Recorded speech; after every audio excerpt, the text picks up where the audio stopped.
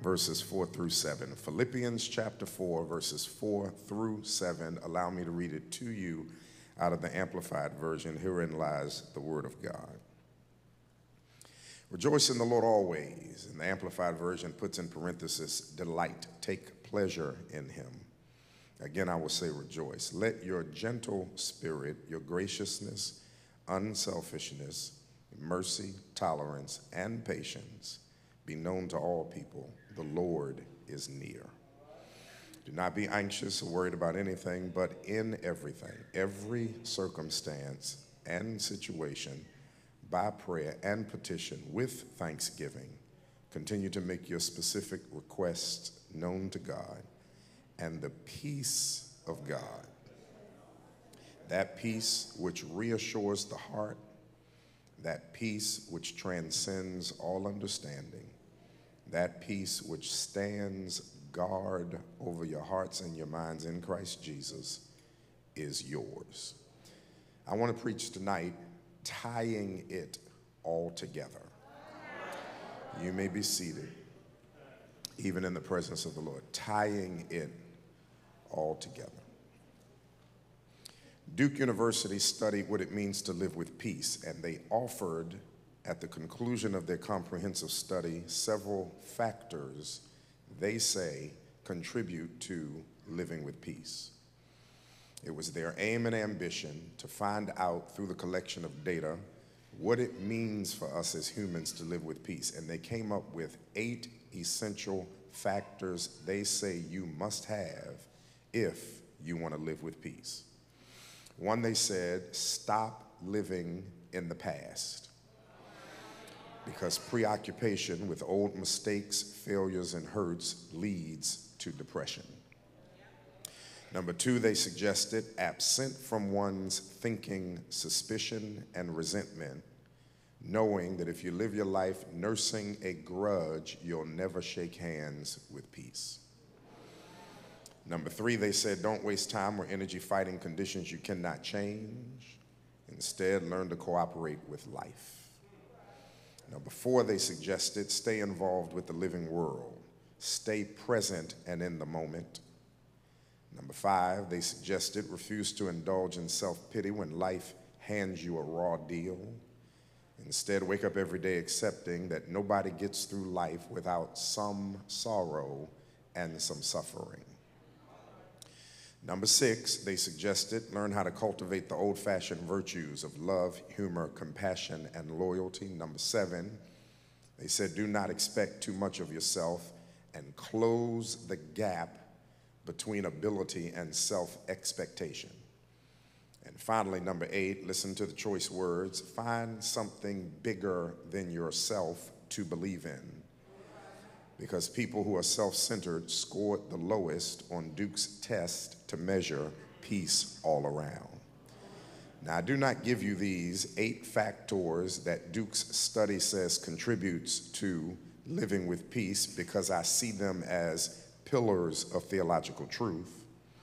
I give them to you so that I can then come by way of the antithesis to suggest to you that while I do not disagree with any of these factors, I think the Apostle Paul gives us yet a better way. Paul writes to the saints in Philippi because he wants them to warmly receive Epaphroditus back in their midst as if he is a war hero. Now understand that this becomes difficult because Epaphroditus was originally sent to the apostle by the saints to check on Paul and to minister to him while he is imprisoned. Unfortunately, when Epaphroditus gets there, he becomes gravely ill himself, and it takes him an elongated period of time to regulate his health, even to the degree that he's able to make his journey back home. When he does get healthy enough to go back home, Paul sends with him a letter, and the letter has essentially 2 aims. Number 1, the letter is intended to help the saints receive Epaphroditus back in their midst as if he were a war hero. And number 2, Paul wants the saints to learn how to operate with Christian unity. In chapter 4, this is why he teaches the virtues that protect unity, that for him promote a strong and vibrant spirituality. He starts by saying, I want you to be a rejoicing people, and I want you to learn how to rejoice despite your mounting difficulties, despite attacks from spiritually heretical teachers, despite personality clashes among the saints, despite persecution from the world. Paul, in fact, teaches, I want you to have so much joy that not even the threat of death itself should steal from a Christian his or her joy. Now, Paul is not writing them this only theologically. He's writing them this, you already know, experientially, because despite the fact that he is an apostle, he is anointed, he is called, Paul has been very excessively transparent about the fact that his anointing, his apostleship, has not given him an exemption from personal suffering. In fact, no matter how anointed he is, Paul is transparent. He still is going through. And yet, here is the theological blanket he puts even on his suffering. He says, despite how much suffering is inflicted upon me, I, Paul, have learned to live with peace that passes human understanding. Stay with me. I'm just trying to build a platform here. He then mentions some other virtues. I'll lightly go over them. He says, learn how to be a gentle people. Be gentle with each other, and that literally in the Greek means show consideration to each other. Be prayerful instead of anxious. Learn to live with not being too concerned about too much, knowing that God hears our prayers and God knows exactly what we need. Now, in that plethora of everything I've just given you, I want to extract from that the promise that gripped and grabbed my attention.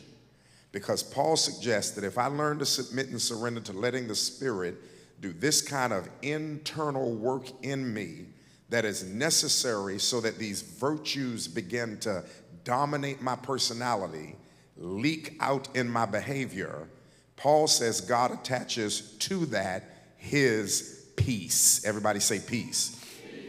And when I'm at peace with God, shaping me the way he desires, Paul suggests he then sets me at peace with everything going on around me.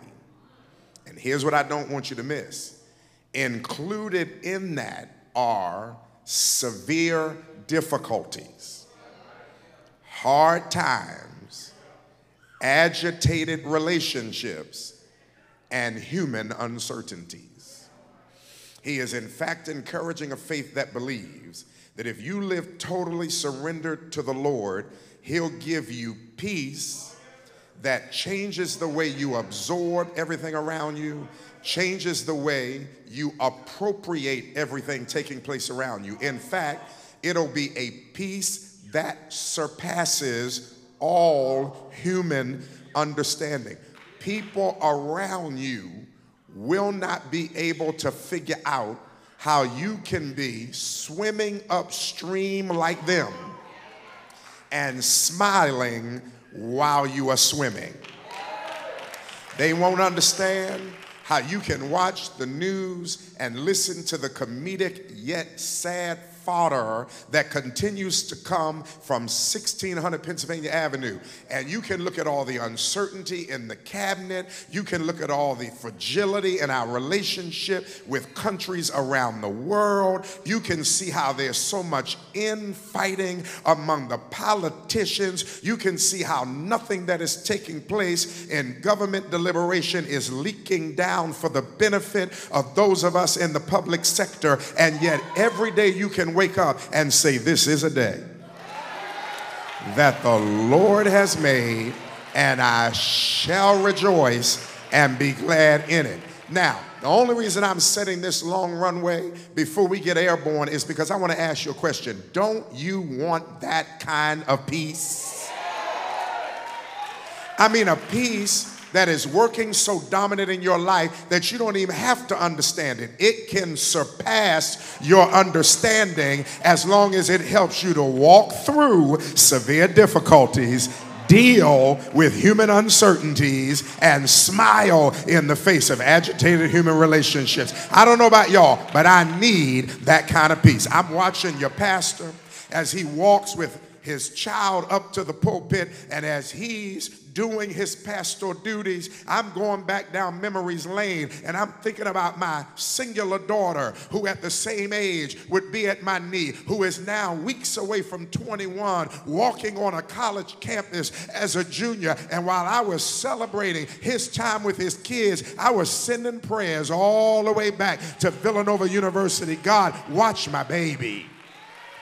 Why? Because of human uncertainty. Because you never know when blocks away somebody might perch up on a 3rd floor, 4th floor, 30th floor and take a scope out of a window and randomly just decide to spray death in the midst of those who have gathered to enjoy fellowship. You never know when you're riding down the street, minding your business, not breaking any traffic violations, and get pulled over, and because you forgot to go 10 and 2 before the officer got real fragile, he pumps bullets into the body because he's scared of the color of your skin. These are uncertain times. And all of us want peace that surpasses all human understanding. Who am I talking to here tonight? Now, here's what interested me, Pastor Parks. When you study this word peace in Philippians chapter 4, it's very interesting, its connection to its Greek rootage. Because the original Greek for this word peace is a word eirene. Everybody say eirene. E-I-R-E-N-E, eirene. Everybody say eirene. It comes from the root word eiro, and it means to tie together into a whole. Let's quiz one more time. The word peace in the original Greek comes from the Greek word what? Eirene comes from the root word. Okay, we lost half the crowd on that. I got to start all over again. Giving honor to God, to the pastor, saints, and friends. All right, I ain't got nowhere to go to tomorrow, so let's start all over again. The word peace in the original Greek comes from the Greek word eirene, E-I-R-E-N-E. Everybody say eirene. Eirene comes from the original root word eiro, E-I-R-O. Everybody say eiro. Eiro means to tie together into a whole. Ready for the quiz? All right, here goes. The word peace in Philippians chapter 4 comes from the original Greek word what? Eirene comes from the original root word. Eiro means to into a. All right, so here's what Paul is saying. Paul is saying you don't have peace because God separates you from your struggles. You don't have peace because God severs you from your agitations. You don't have peace because God divorces you from your uncertainties. You live with peace because God takes all of your agitation, all of your struggle, all of your stress, all of your human agitation, and he ties it together into a whole to accomplish his will and to bring him glory, which means he doesn't have to end your trouble for you to walk with peace. He ties it in until what the enemy means for evil, God can turn it for your good. Now, you know why this becomes problematic for some of us? Because this is diametrically antithetical to our current theological belief. Most of us in this current culture believe that the deeper I am in Jesus, the longer my roots descend into the soil of my intimate relationship with him, that God is obligated to eliminate all my struggle, kill all my enemies, make all my paths having rose petals spread on them. In other words, I should sleep every night without any concern, no stress. I should have no agitation in my human interactions. I shouldn't have any adversaries on my job. My kids should always be on the honor roll. My body should never be inflicted with sickness. And that's the way I ought to enjoy peace with God. The devil is a liar. Because God is not so limited in his sovereignty that he can't be good to you unless everything around you is working in perfect equilibrium. The devil is a liar. You can be in the midst of disequilibrium with everything around you submitted to human fragility and still have peace. You can be in here tonight and have a little bit of money. No, you can be in here tonight and be flat broke and still be full of joy. You can be in here tonight scratching your head about how to turn your kids' trajectory around and yet still have peace. You can go to your job every day and know that the pink slip is hours away from coming to your cubicle and still have peace. Why? Because peace is not predicated upon what he cuts. It is predicated upon how he ties it all.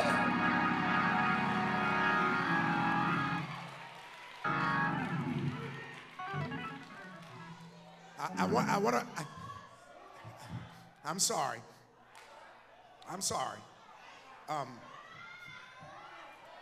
But the only reason I'm pressing tonight, is because do not fall victim to this erroneous charismatic age. Y'all don't do it. You have a pastor that preaches too responsibly. Don't leave out of this church Sunday after Sunday and put the weight of his gospel on one side and the weight of charismatic irresponsibility on the other. And because of the popularity and preponderance of what is out there, it appears that the weight is out of balance until you start to have a jaundiced eye, what we would call hermeneutical suspicion, against the authenticity of the purity of your pastor's preaching. Because he's not promising you every time you come in here that by the time the benediction is uttered, all your problems are going to be eliminated and money going to show up and your old boo is going to leave you alone and the new boo is going to be out in the parking lot.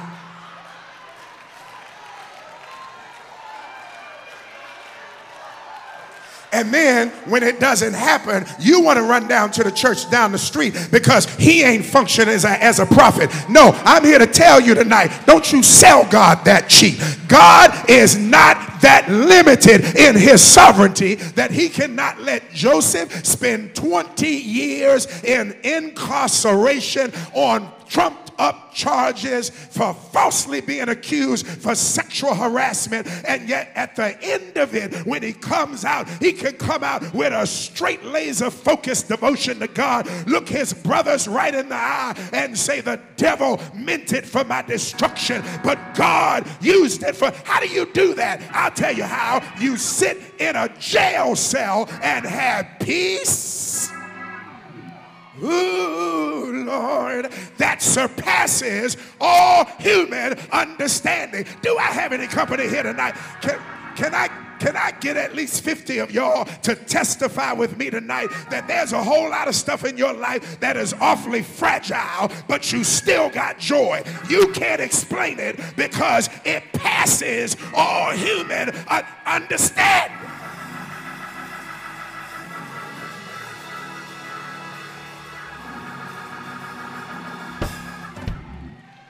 All right, so here it is. In my estimation, the initial revelation that comes from this text is this: learn to appreciate how God integrates the component parts of my complex life. Let me say it again. Learn to appreciate how God integrates the component parts of my complex life. I'm trying to hurry up and make sure you get it because I know preachers are judging me. That point is too long. The sentence is too long to function as a legitimate move. I know, I teach homeless. I got all that. It's supposed to be less than 7 words, but provide me license for the offense tonight. Learn to appreciate how God integrates the component parts of my complex life. That's 12 words. You can handle it, all right? Because here's what I'm pushing. It ought to be refreshing tonight to hear that God is not absent of active presence in my life because of the complexities that are swirling in my orbit. That I don't have to define complexities as spiritual distance.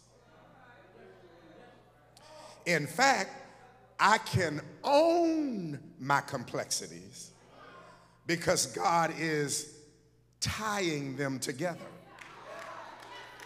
into a whole. Stay with me for a minute. I don't have to compartmentalize myself, which is what many people in church expect us to do. The revelation is I'm relieved that no component part of my complex personality is a threat to my wholeness. This means your peace then is never in jeopardy just because your life is out of balance.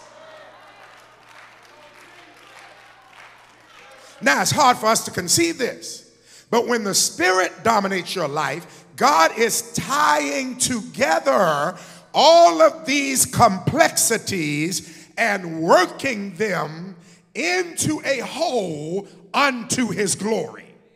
And we ought then operate and function with courage because my peace is not predicated upon everything in my life working smoothly.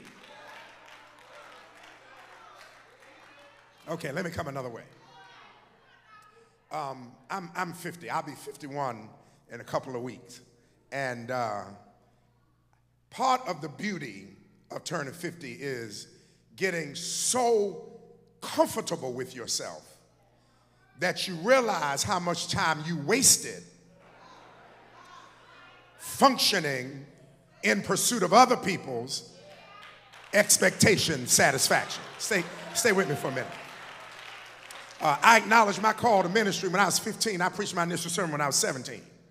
I spent the first third of my ministry acting in a way so as not to be viewed as immature, because I wanted to be seen as serious. I started pastoring when I was 22, and I got tired of hearing people say stuff like that, like, you young enough to be my grandson. That's right, but I'm your pastor. All right? Then I almost lost sensibility because I could not keep up with what parts of my personality were okay to be exposed in church.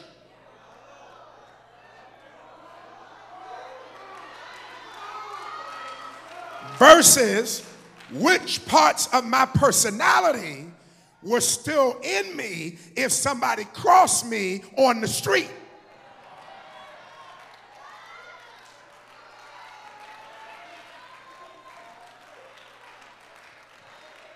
And sometimes I would get confused. So I'd be in church and somebody would say something that would push a button like the button that used to get pushed in the hood. And I would feel myself about to say something, and when that one can't come out in church, because if that one comes out in church, they're going to have a church meeting and put me out. Now watch this. What was driving me crazy is not that I did not own who I was. What was driving me crazy is trying to compartmentalize all those personalities. And I'm only talking about 2, and some of y'all got a whole lot more than 2 up inside of you.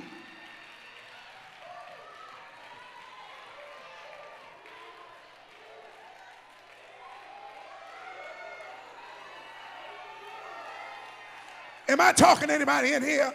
You got your New Hope self. You got your parking lot self. You got your corporate self. You got your street self. You got your hood self. You got your before Christ self. You got your after conversion self. And that's just too much to be trying to keep up with all that, which is why some of us can speak in tongues at the altar and then curse somebody out in the parking lot, because all those personalities don't know when they permitted to come out. All I'm trying to tell you is, thank God that God doesn't decide whether to be close to you or distant from you based on all that complexity you got going on inside of you. Thank God, because watch this. I got some friends who can't hang with me when I'm in certain places because I don't act the same when I'm in certain. When it's time to dance, I ain't trying to speak in tongues. I ain't trying to lay hands on nobody. I ain't trying to talk about the Bible. I'm trying to dance.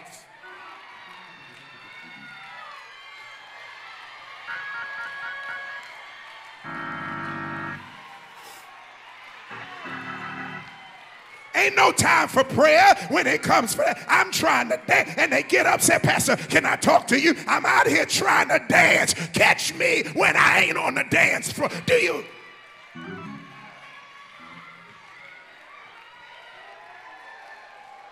And it took me a long time, New Hope, to become comfortable with the fact that I'm just a complex person. Some days I'm moody and quirky. There are other days where I laugh at the joke, and at the same time I'm laughing, my mind will flip to something I'm thinking about in sermon construction. And now I'm irritated because you're messing up my flow, and I don't want to sit around here and crack jokes no more. And people around me have a hard time accepting all of those complexities, and I've had to learn that I don't have to treat God like I treat people, because God is so sovereign. He knows how to tie it all together and take the same Paul who stood at the stoning pit of Stephen and use him to run down the streets of Corinth and say, though I speak with the tongues of men and of angels and have not love, it profits me nothing. Slap somebody high five and tell them, I thank God he deals with my complexity.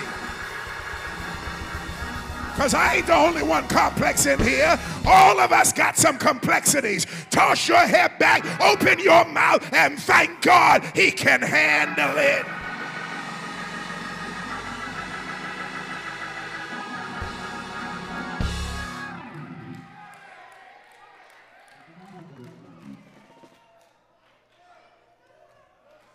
He says, it's a peace. Peace comes from the Greek word what? Peace comes from the Greek word. Irene comes from the root word. Ero means to. All right, now listen. And the only reason I'm doing this because Deacon Ellis told me on the way over here, this y'all's Bible study night. We may as well study the Bible, all right? Now listen to what he says, and I'm done. It won't take me as long for this move as it did for the first. He says, that peace, Irene, tied together into whole, will guard the heart and the mind. In biblical antiquity, the images of a sentry, S-E-N-T-R-Y, a sentry, a guard. So here's what God says. God says, your heart, your mind is guarded by how I tie the component parts of your complex life together. Guarded. Now, why do I need my heart and my mind guarded? Because my complexities, if I'm not careful, can take me on a wild ride.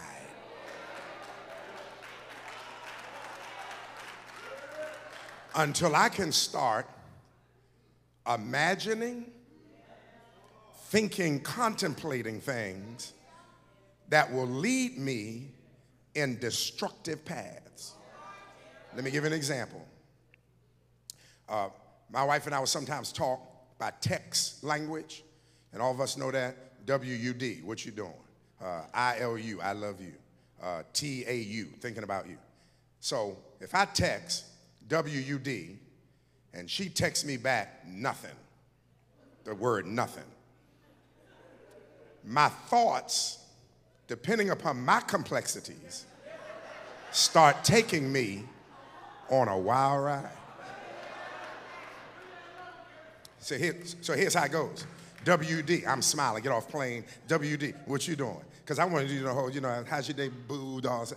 Nothing.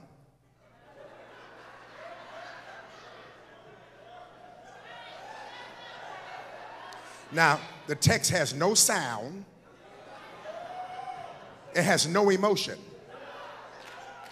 But my thoughts take me on a ride. What's wrong with her? Why'd she give me that little cold answer? I did the dishes before I left. I took the trash down to the end of the driveway. She said, act like she irritated that I text her.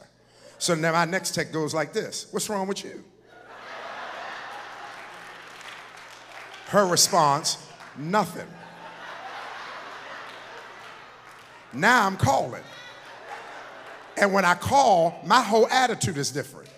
She answers the phone. Hey, boo. Hey, boo, now what's wrong with you? What do you mean? You've been up in the air. What do you mean what's wrong with me? No, something wrong with you. I didn't like the way you text me. Now, 10 minutes, we are exchanging in verbal combative language until the rest of the day. We ain't talking. And you know why we ain't talking? Because my thoughts took me on a wild ride. So here's what God says. God says, let me give you some peace. Now watch it. Peace is not going to manipulate your thinking. It's going to be a custodian. Because I don't want to manipulate your thinking, because that would be diametrically opposed to how I set you in creation. Because I wanted you to have free will, so much so that I wanted you to have the license to choose to say no to me if you wanted to. Why? Because I don't want love coming through manipulation. Because if I have to pay your rent to get your love, that ain't real love. If I have to beat you into subjection in order to express my love for you, that's not real love. Love has to be so free that it can walk away if necessary. Are y'all listening to me in here? So here's what peace does, and I'm done. Peace does this. I'm about to take my anger, my revenge, my want for retribution, my malice into a room that is decorated with paintings that are going to make me make a decision that will lead me to destruction. The custodian peace will not stop me from going in that room. But before I go in, peace will say to me, Bill Curtis, you don't have to go in that room. Can I recommend to you that you go across the hall and go into the other room, because it has a different aesthetic decorum.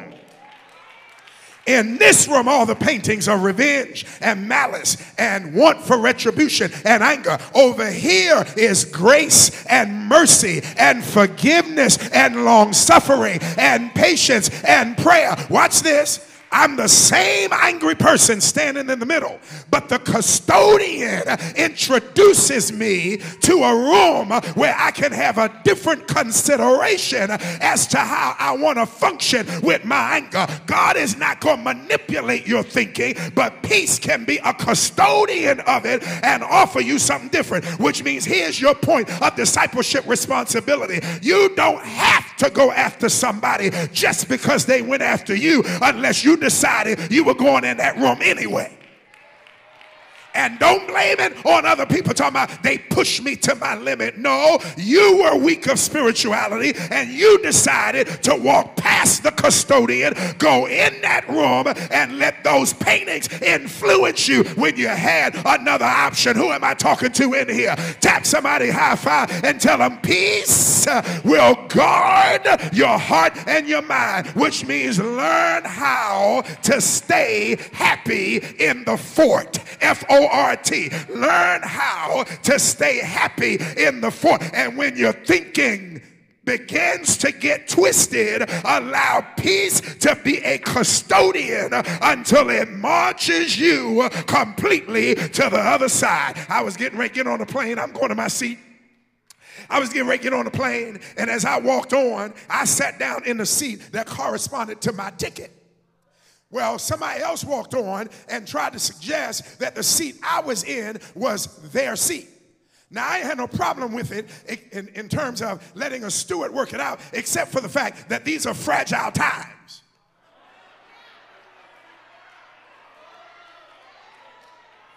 And I'm going to be real honest. I ain't in the mood for a whole lot of interaction with people of lighter skin intonation. I'm a little fragile. I'm going to admit that. Why? Because I'm complex. Come on, don't write me off as a heretic. I'm just saying what you're thinking. I'm complex, and I don't have patience with a whole lot of stuff, right? So I'm on the plane. I deal with him, and then I notice while I'm seated there in the aisle seat, this lady is going to move her purse from her left thigh to her right thigh because I'm seated next to her. And I'm thinking to myself, lady, I'm more worried about you if I fall asleep taking my watch off my wrist. You catch what I'm trying to say to you? Because I think my watch is worth more than everything you got on. That's what I was trying to say to her. So she sent a clear signal. We're not having no interaction. Well, I ain't had no problem with that because I know I'm responsible for witnessing to the unsaved. I know I'm responsible for trying to get the lost saved. But the Bible also says some water, some plant, but God gives the increase. So I ain't responsible totally for her salvation. And if she decided she wanted to have noise cancellation, I helped her out. I put on my noise cancellation headphones. That plane took off, Parks, and it hit one of those air pockets, and I felt her little fragile hand come up under my arm and grab my right arm, and I said, well, look at here, we got the United Nations now.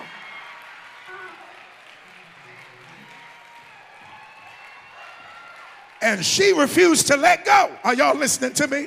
Now, I got complexities. Now, part of me, bro, was about to say, woman, don't touch me. You know, these are fragile times. I ain't trying to be taken off this plane for being accused of something that I wasn't even interested in. And instead of going in that room, I let peace walk me in another one. And I leaned over to her and said, madam, we gonna get where we trying to go because my sermon is done. I'm on the way to Charlotte, and Robert Scott is waiting on me to preach the gospel. I need you to sit back and square your shoulders, put a smile on your face, and know that as long as I'm on this flight, we're gonna be all right. You got it?